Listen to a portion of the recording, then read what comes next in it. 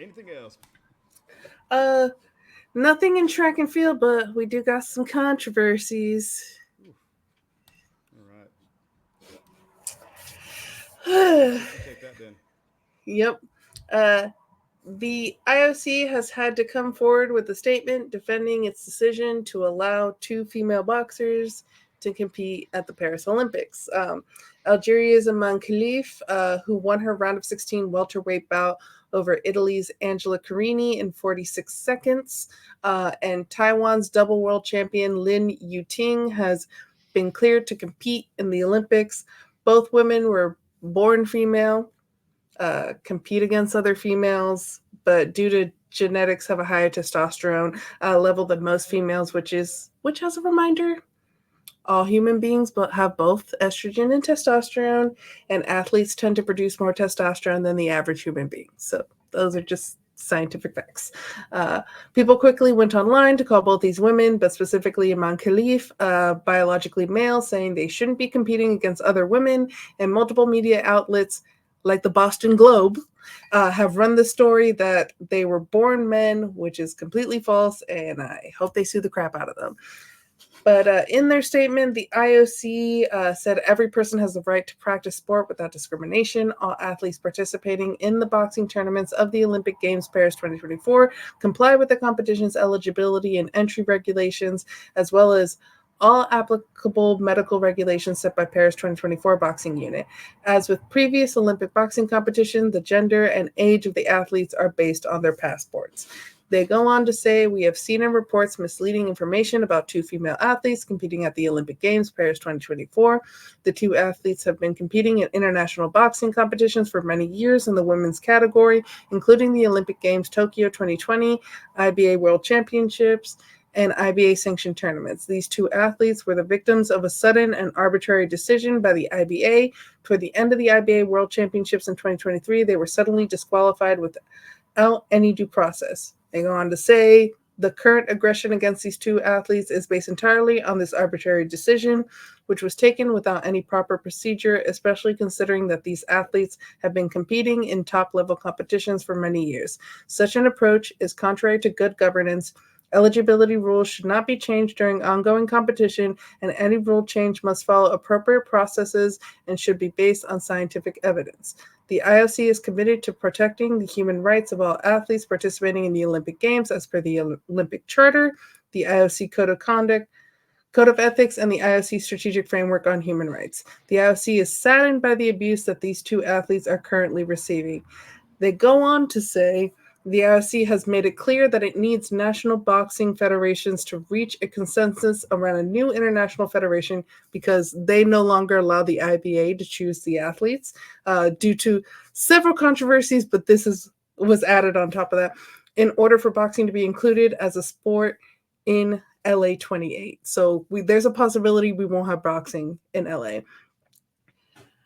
This encompasses trans rights. People who fight for trans rights aren't just fighting for trans people, they're fighting for biological women who identify as women but look a little masculine, or biological men who identify as men but look a little feminine. When you have anti trans rhetoric, people who don't fall under your definition of what a man or woman should look like are harmed in the process, like these two women who are not trans but are still receiving anti trans hate. Imane Khelif did end up winning her quarterfinal match against Hungary's Anna Luka Hamori, who was also posting racist and anti-trans stuff about Imane before the match, so I'm glad she lost.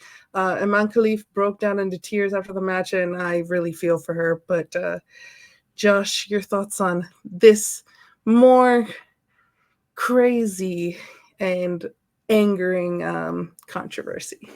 I mean, unfortunately, like I saw everyone just pouncing on this, and I think it had more to do with the fact that the girl that she was going against got punched once and realized she didn't want to do it anymore.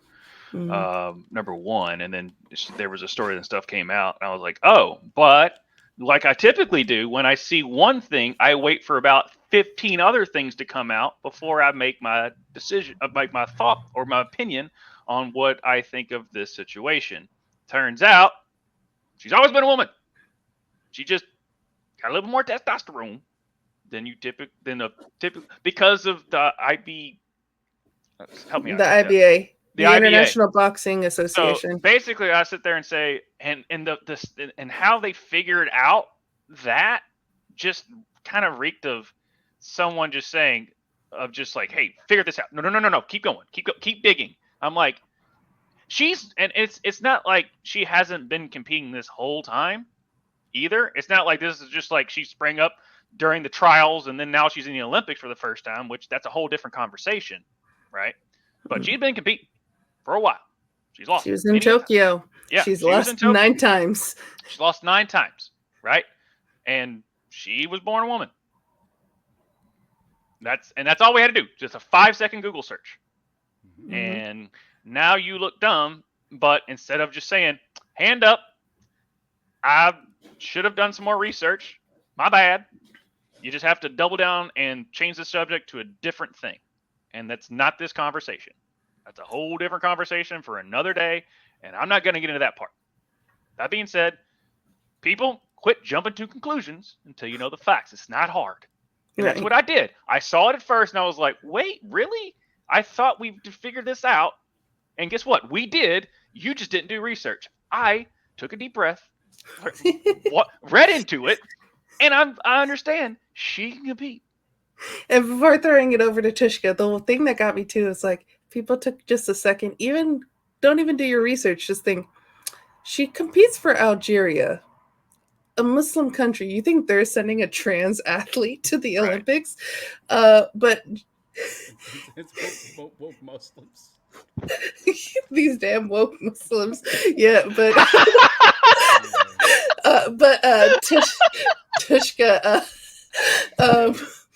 the fact that the Boston Globe printed and they fixed it in their they put out a statement and they fixed it on their online part. But if you look at what they printed out in their paper, they said that she was a man. So even the Boston Globe, what do you think about the media's partaking in this and getting the facts completely wrong? I mean, Boston is like one of the most tolerant towns. I can't even say without laughing. They're so tolerant of each other and other people. They definitely don't call each other terrible names that I'm not going to say on this podcast. Yeah, God, it's a fucking non-issue, people. Yeah. We got to make it an issue. And we got to make it an issue because of our fucking ignorance. And then we exacerbate it because of our ignorance. And our addiction to just... I mean, just like we're addicted to cell phones and notifications, we're addicted to fucking, like, just shitty headlines. Mm-hmm. And especially if that aligns with our political beliefs or religious beliefs. It's so fucking annoying. And with it being a political year, it's great.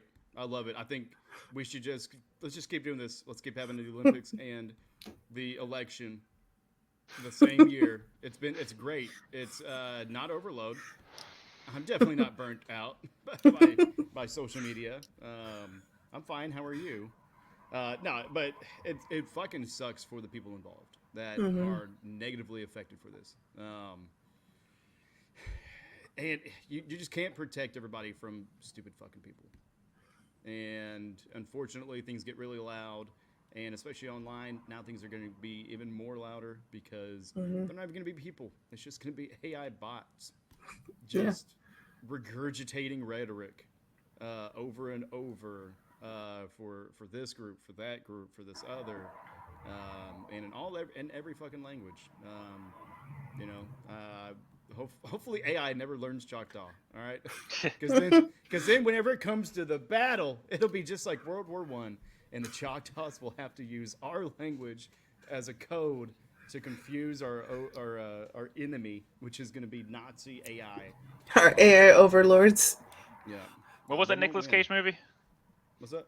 What was that Nicolas Cage No, movie? that's about the Navajo who ripped us off and get all the fucking glory. Oh, Navajos! Oh, y'all are so great. Yeah. We were there first. We were like in World War or I. something. You weren't, you son of a bitch. Yeah. Again, this is such bullshit. Such bullshit, people. Just take it from Josh. Take a breath. Breathe in, breathe out, research, and then move on. Like, Yeah. And if you're gonna be angry, like one of the things that I live by is if I'm gonna be angry about something, I want to make sure that my anger is correct.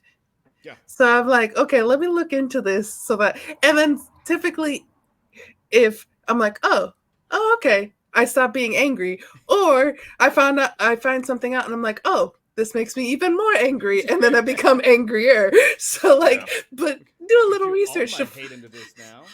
right? Right. Taxing the poor. Yeah. And also too, GIF, if you're still watching, do not name your fantasy team woke Muslims. Okay, just don't do that. Dude, I'm glad you said that because now it's gonna be a thing. Yeah. I knew you knew. I that would you see what happen. I'm saying the thing out loud without saying the thing out loud. Oh, dude, no, you're playing 3-dimensional chess, bro. 3D chess. That's great.